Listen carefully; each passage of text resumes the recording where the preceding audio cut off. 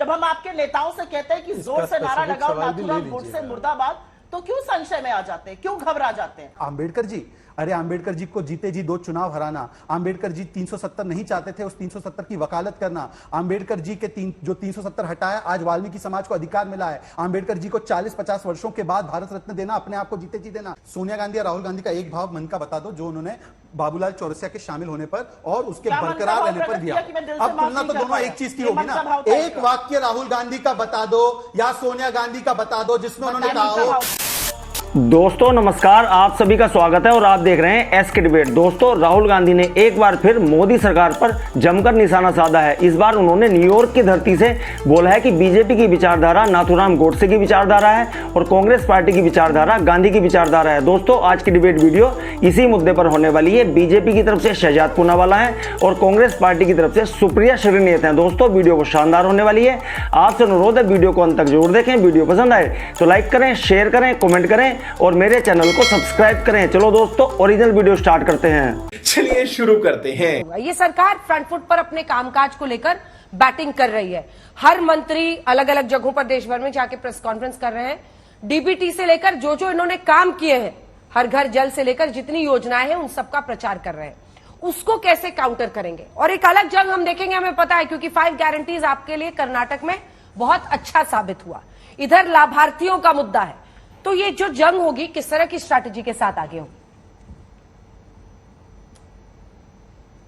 अंजना जी, ये 60 नहीं, 600 नहीं, 6000 प्रेस कॉन्फ्रेंस कर लें, जमीनी हकीकत से नाता इतना टूट चुका है भारतीय जनता पार्टी का और सरकार का कि उनको असलियत समझ में नहीं आ रही है। जो कर्नाटक जाके बरगला रहे थे, कर्नाटक की जनता ने याद दिलाया, मुद्दा है महंगाई, मुद्दा है बेरोजगारी, मुद्दा है भ्रष्टाचार, और वही जनता लगातार कह रही है आप ना सुनना चाहिए।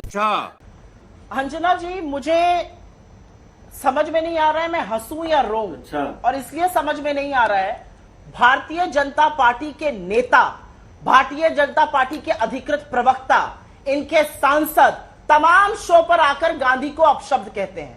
इस देश के 76 साल आजादी के बाद ऐसे ऐसे लोग गांधी को गाली देते हैं और उनको अरेस्ट करने की हिम्मत इनकी सरकार नहीं दिखाती है। इनकी जो सांसद है, जो मोदी जी के बगल में बैठती है, प्रज्ञा ठाकुर, वो इशारा करके दिखाती है कैसे गन से मारा गया और वो क्या कहती है गांधी को। बिल्कुल आपने सही कहा, गांधी के अंतिम शब्द हे राम थे, और यह भी सच है कि भारत में राम को आत्मसात गांधी से ज्यादा किसी ने नहीं किया था। उसको किसने मारा? आप ही के गोडसे ने मारा ना। जब हम आपके नेताओं से कहते हैं कि जोर से नारा लगाओ नाथूराम गोडसे मुर्दाबाद, तो क्यों संशय में आ जाते हैं, क्यों घबरा जाते हैं? और गांधी को यहां पर अपशब्द कहकर, गांधी को यहां पर राष्ट्रपिता की उपाधि पर भी सवाल उठाकर, मैं सुभाष त्रिवेदी की बात कर रही हूं, वो नहीं है इसलिए उनका नाम नहीं लेना चाहती हूं, उपाधि उठाकर आप बाहर जाते हैं तो आपको वैधता गांधी से चाहिए, नतमस्तक आप गांधी के आगे उतरे, फिर जाया करिए गोडसे के आगे सिर झुकाया करिए। असलियत यह है कि यह विचारधारा एक गांधी की है जो सत्य, प्रेम और अहिंसा की है, जो इस बात की है कि सदी के सबसे बड़े महानायक वो बने क्योंकि उन्होंने गरीबों को आत्मसात किया। तो रुको जरा, सबर करो। सेना जी, पूरा बयान उनका है, उसमें किस पोर्शन में उन्होंने इस प्रकार का संदर्भ दिया है मुझे नहीं पता, पर क्योंकि सुप्रिया जी अधिकृत प्रवक्ता है, वो कह रही है संदर्भ इस बयान का यह था कि गांधी बनाम गोडसे, बहुत अच्छी बात। आज तक विश्वसनीय चैनल है, आज तक की रिपोर्ट है, तेज की रिपोर्ट, गोडसे भक्त जिसने एकलौता एक मंदिर बनाने वाला गोडसे का, बाबूलाल चौरसिया, वो कांग्रेस में आज भी मध्य प्रदेश इकाई में शामिल है। मैडम देखिए इसको, ये आप ही की रिपोर्ट है आज तक की। अंजना जी जरा गौर से देखिए इसको, ये आज तक की तेज की रिपोर्ट है। चलाइए, वीडियो चलाना है तो चला भी दूंगा आपको। दूसरी बात, गांधी जी के 3 जो विचार के स्तंभ क्या थे? हे राम कहते कहते वो चल बसे। जब हे राम कहा मतलब राम जी के वो परम भक्त थे, राम जी के अस्तित्व को नकारने का काम किसने किया? गौ हत्या के वो सख्त खिलाफ थे। आज कर्नाटका के मंत्री ने क्या कहा है, गौ हत्या में क्या बुराई है? और राम राज्य की परिकल्पना, अरे राम राज्य की परिकल्पना को जब हम राम राज्य स्थापित करने की कोशिश करते हैं तो ये कहते हैं सांप्रदायिक है, इस प्रकार की बातें मत कीजिए। मतलब राम राज्य जो कि एक धर्म दंड का एक कॉन्सेप्ट है, तो सेंगोल को भी सांप्रदायिक कह दिया, सेंगोल को भी बोगस कह दिया। आते हैं अब जिस बात का जिक्र उन्होंने किया, आंबेडकर जी, अरे आंबेडकर जी को जीते जी 2 चुनाव हराना, आंबेडकर जी 370 नहीं चाहते थे, उस 370 की वकालत करना, आंबेडकर जी के जो 370 हटाया, आज वाल्मीकि समाज को अधिकार मिला है, आंबेडकर जी को 40-50 वर्षों के बाद भारत रत्न देना, अपने आप को जीते जी देना, यह आंबेडकर जी का सम्मान था। पटेल जी का सम्मान, जब स्टैच्यू ऑफ यूनिटी बनी, एक कांग्रेसी नेता का नाम बता दो जो स्टैच्यू ऑफ यूनिटी पे गया है। नेताजी की बोझ जब कर्तव्य पथ पर लगी, एक कांग्रेसी का नाम बता दो जिसने जाकर वहां पर एक श्रद्धांजलि अर्पित की है या उनको श्रद्धासुमन अर्पित किए हैं। यही नहीं, अभी और सुनिए। राइट विंग आइडियोलॉजी जो है वो देश में नफरत फैला रही है और इसीलिए नफरत के बाजार में वो प्यार की दुकान खोल रहे हैं। बहुत अच्छी बात है। एक अच्छा सवाल आपने पूछा है। तो मुस्लिम लीग सेकुलर है, वही मुस्लिम लीग जो शरिया की वकालत करती है, वही मुस्लिम लीग जो कहती है कि बच्चियों की शादी 16 साल की उम्र में हो जानी चाहिए, वही मुस्लिम लीग जो 3 तलाक का कानून पारित करने के लिए कोर्ट कहती है तो उसकी खिलाफत करती है, वही मुस्लिम लीग जो कट्टरपंथियों के साथ, उसको सर्टिफिकेट किसने दिया सेकुलरिज्म का? मुस्लिम लीग नहीं। अब आप ही के सवाल पे आ रहा हूं। और पीडीपी को किसने गले लगाया था? पीडीपी को किसने गले लगाया था? पीडीपी के साथ तो हमने रिश्ता तोड़ा अपने विचारधारा के विषय पर। मेरी बात सुनिए, आप उन दोनों की तुलना कर रही है। मैं कह रहा हूं कि अगर मुस्लिम लीग सेक्युलर है तो हिंदू महासभा को भी एक बार सेक्युलर कह दे। हिंदू में आतंक नजर आता है, ओसामा में जी नजर आता है। आतंकियों के मरने पर उनके घर पे जाती है महबूबा मुफ्ती मिलने के लिए। और आजकल किसकी साथी है महबूबा? बिल्कुल अलग है। अंजना जी, आपका तर्क न्याय संगत भी नहीं है और ना तर्क है वो, क्योंकि आजकल तो अगर महबूबा से इतनी ही दिक्कत और नफरत है तो आज महबूबा कहां पर खड़ी है? उनकी भारत जोड़ो यात्रा में भी खड़ी है और उनके साथ उनकी पार्टी में बाकी अलग कार्यक्रमों में भी खड़ी है। मेरा सवाल आपसे सिर्फ इतना है, सुप्रिया जी ने कहा ना गांधी वर्सेस गोडसे है, बिल्कुल ठीक कहा उन्होंने।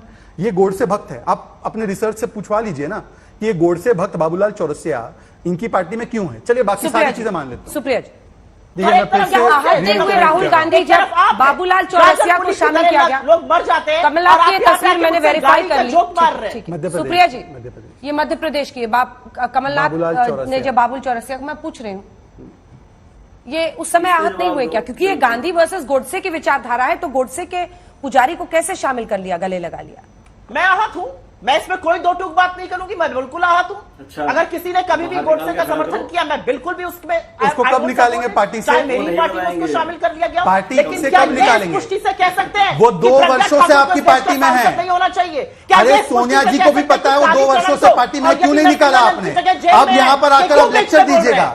जी मैं तो कह रहा हूं कि जब जिस वक्त साध्वी प्रज्ञा का वो बयान आया तो प्रधानमंत्री जी में उतनी क्षमता है कि उन्होंने अपने मन के भाव प्रकट किए। सोनिया गांधी और राहुल गांधी का एक भाव मन का बता दो जो उन्होंने बाबूलाल चौरसिया के शामिल होने पर और उसके बरकरार रहने पर दिया। अब तुलना तो दोनों एक चीज की होगी ना। एक वाक्य राहुल गांधी का बता दो या सोनिया गांधी का बता दो जिसमें उन्होंने कहा हो कि मेरे मन को बड़ी ठेस पहुंची बाबूलाल चौरसिया को पार्टी में रखकर। क्या बात है सर, क्या बात है सर।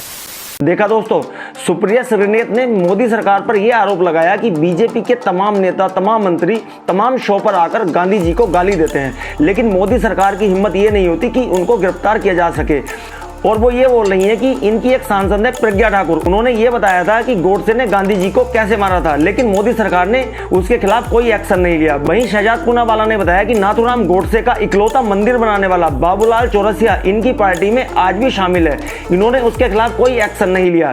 तो दोस्तों, आपका दोनों प्रवक्ताओं को सुनने के बाद में क्या कहना है? आपकी वीडियो के बारे में क्या राय है? कमेंट सेक्शन में कमेंट करके बताएं और अगर वीडियो पसंद आई हो तो लाइक करें, शेयर करें, कमेंट करें और मेरे चैनल को सब्सक्राइब करें। चलो दोस्तों, मिलते हैं अगली वीडियो में। जय हिंद, वंदे मातरम, जय श्री राम।